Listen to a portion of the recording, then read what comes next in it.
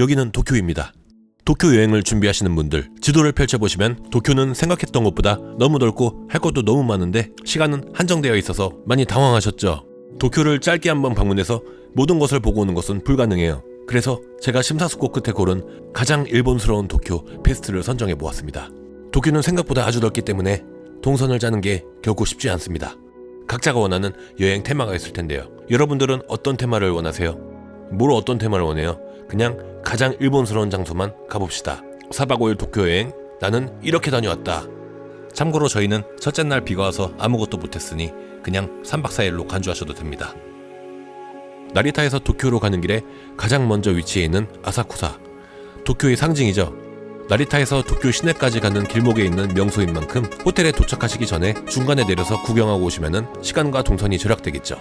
지하철역 곳곳에 짐 보관소가 마련되어 있고 아사쿠사 시내 곳곳에도 짐 보관소가 마련되어 있으니 거기에 짐을 맡기고 다녀오시면 됩니다. 여기가 바로 아사쿠사의 하이라이트인데 일단 도쿄에서 가장 오래된 절이래요. 서기 600년경에 지어져서 1960년대에 재건축된 여기는 센소지입니다. 도쿄의 상징이죠.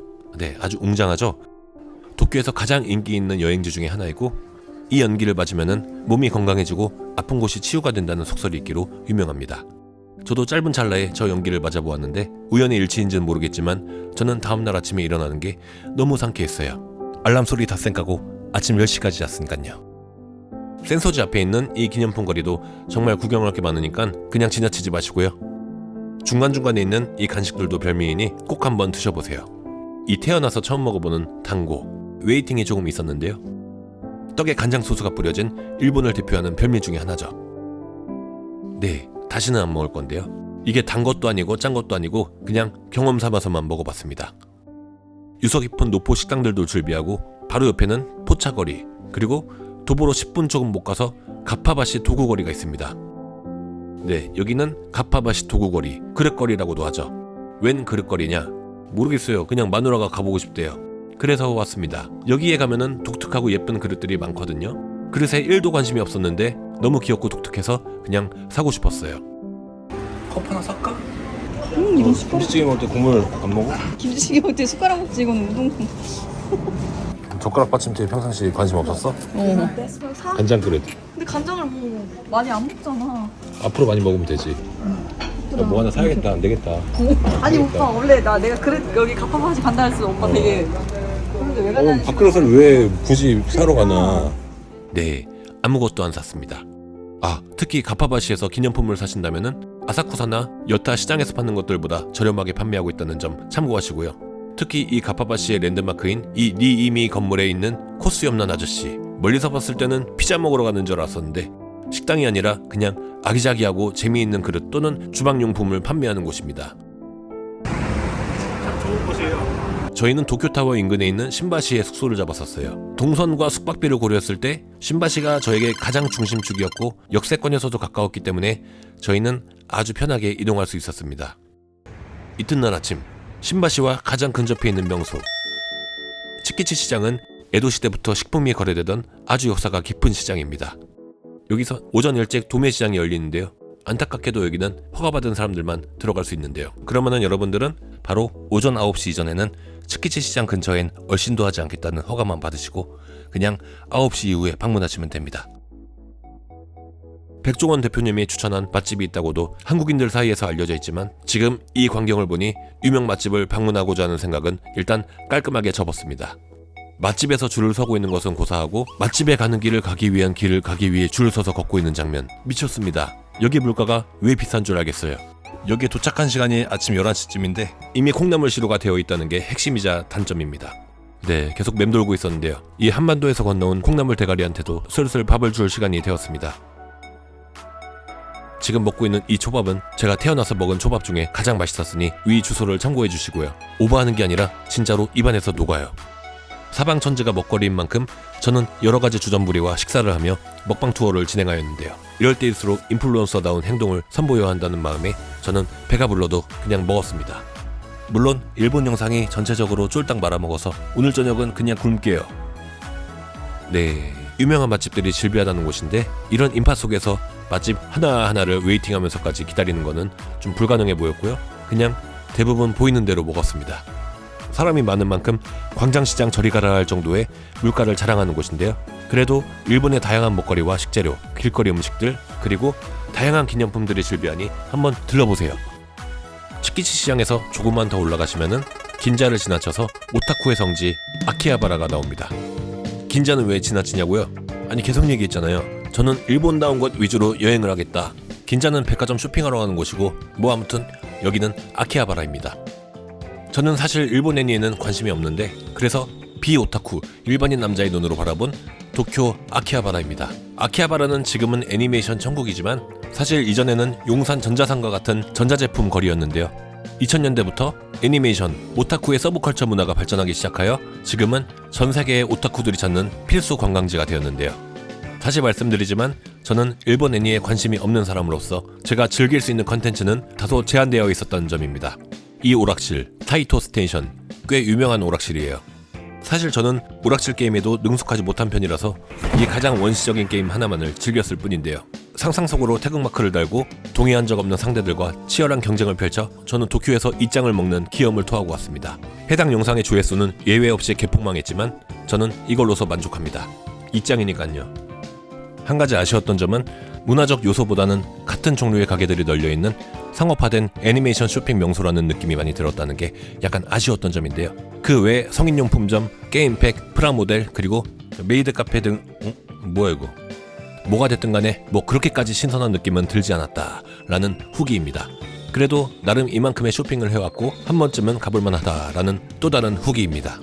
나는 일본 애니에 그닥 관심이 없다 라고 하시는 분들은 그렇게까지 꼭 가라고 권해드리고 싶진 않고요.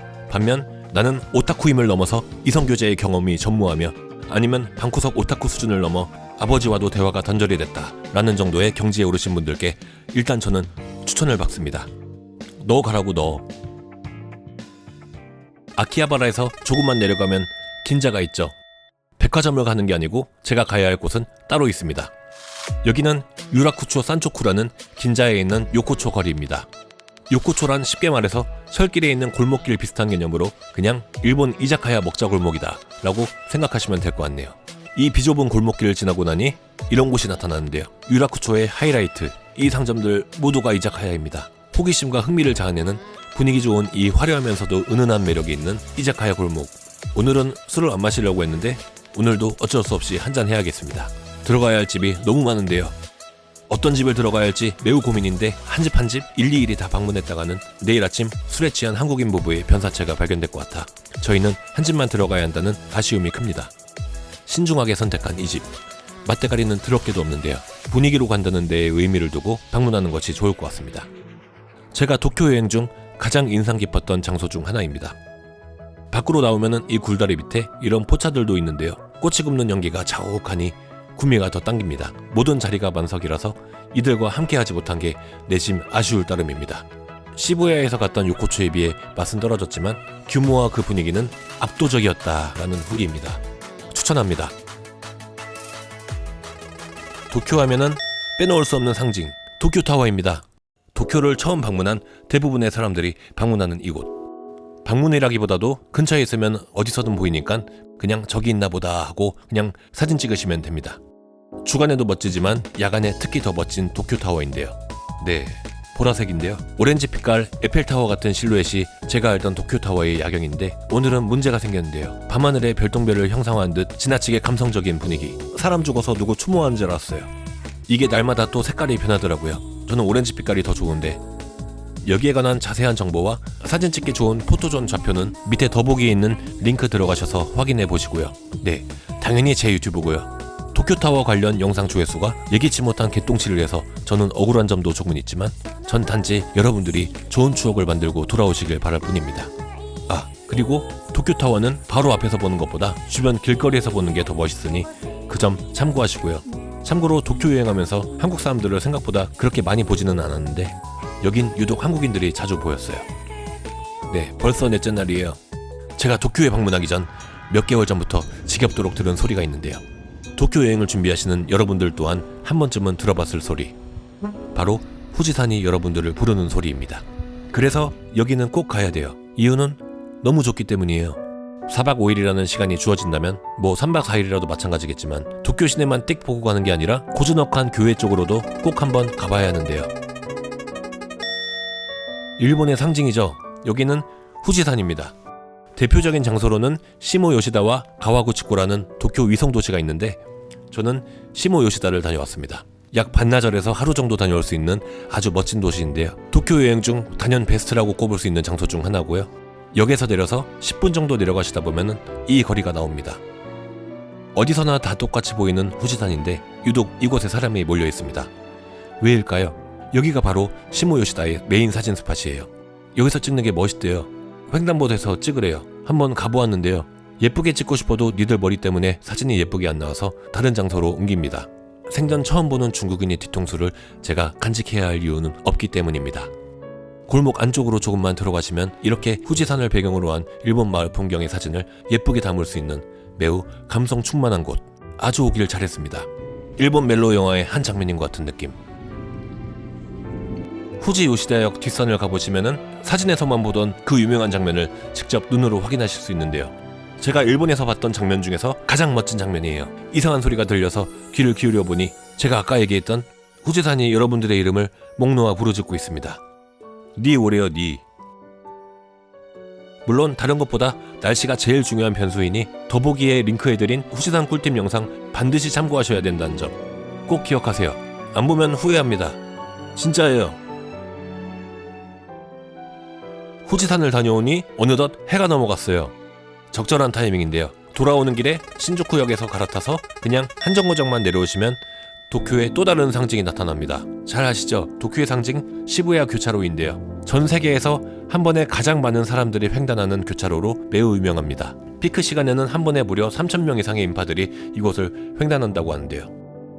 그래서 저도 현장에 투입됐습니다. 다시 가자. 100번 왔다 갔다 하자. 근데 여기서 제일 사람이 많은 이유가 가자. 건넜던 사람들이 계속 건너고 있으니까 사람이 많을 수밖에 우리처럼. 없지요. 그냥 한 번 건너면 될 것을 저희는 총 3번을 건너서 또 다른 기네스북을 수립하는데 작은 도움을 주고 왔는데요. 불행하게도 평일이라서 실패했다고 합니다. 하루 종일 저러고 있으면 여기서 아는 사람도 한번 만날 것 같은데 할 거 없으신 분들은 그냥 여기 가서 하루 종일 왔다 갔다 하세요. 여러분들도 기네스북의 주역입니다. 좌우지간 길은 그냥 길일 뿐. 저희가 여기에 온 또 다른 이유가 있습니다. 시부야 하면은 또 유명한 게 있죠.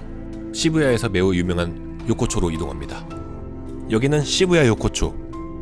지금 눈앞에 보이는 이 가게가 특히 한국 사람들한테 인기 많은 오코노미야키 주점이라고 하는데요. 하지만 저희는 좀 더 어려운 선택을 할 건데요. 공식 명칭으로는 논베이 요코초입니다. 술집 골목을 이야기하는 건데 좀 더 세련된 용어로는 이자카야 거리라고 할 수 있죠. 요코초를 총 2번 방문했는데 맛은 여기가 더 맛있습니다. 골목 길이는 생각보다 길진 않은데 이런 예쁜 등불들로 꾸며져 있어서 더욱 술맛이 좋은데요.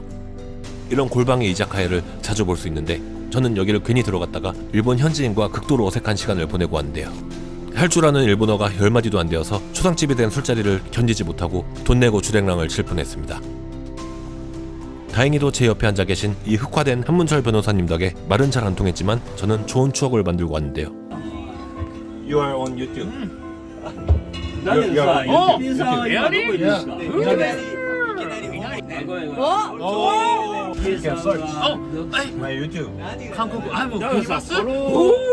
1시간을 넘게 웃고 떠들며 놀았지만 제 느낌상 이분은 제 말을 못 알아듣고 그냥 웃는 것 같았습니다. 1시간 만에 저희는 친구가 되었고 제가 한국행 비행기를 탄 동시에 저희는 자연스럽게 절규했습니다. 처음 10분 동안의 극도로 어색한 기운을 이겨낼 수 있는 자만이 들어갈 수 있는 악의 소굴입니다. 어쨌든 이곳엔 다양한 이자카야 맛집들이 존재하고 길거리 자체가 예뻐서 사진 찍으러 오기에 아주 좋아요. 네, 그리고 마지막 날입니다. 여러분, 도쿄를 갈 때 나리타 공항을 통해서 가시는 분들 많으시죠? 나리타를 버리지 마세요. 자, 여기가 바로 나리타 구시가지. 일본 전통 가옥들이 길게 늘어선 이곳은 오모테산도 거리인데요. 나리타의 상징인 신쇼지를 가는 길입니다. 여긴 꼭 가야 하는데요.